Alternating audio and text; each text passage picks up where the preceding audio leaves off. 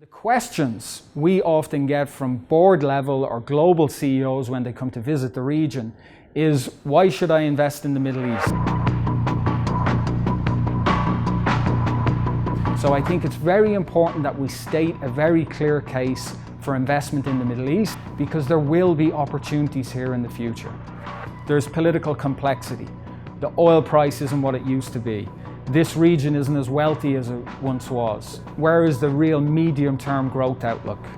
The answers that you give to these questions are critical in order of securing that budget that helps you grow the overall region. Political complexity has been something across the Middle East for several decades.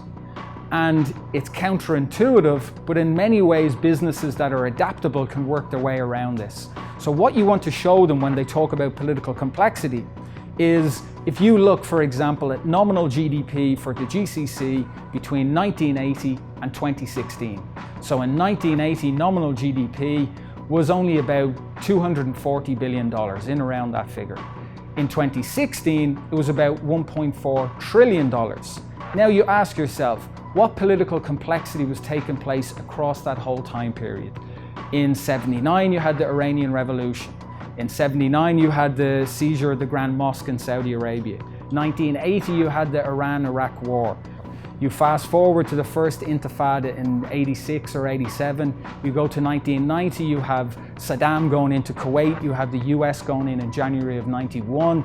You have the Yemeni civil war in '94. You fast forward to the second Gulf War in 2003. Lots and lots of political complexity. You fast forward from that, you have the financial crisis, you have the debt crisis in Dubai. You had the Arab Spring in 2011. And despite all of that political complexity, when you look at growth in the region, it goes like that. And the question you have to put to your head office is, are we going to be equipped on the ground to be ready for the next wave of growth over the next couple of decades?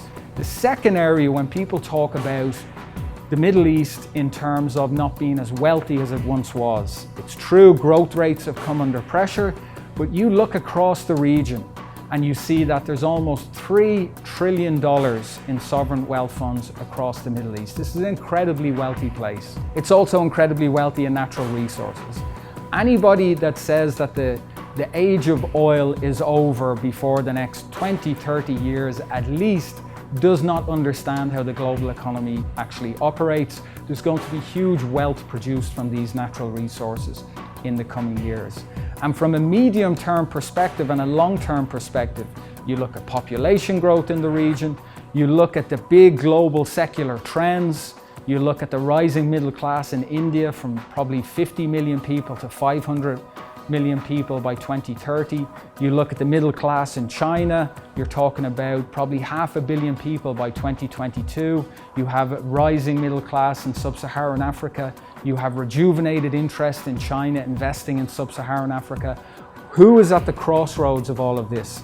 It will be the Middle East.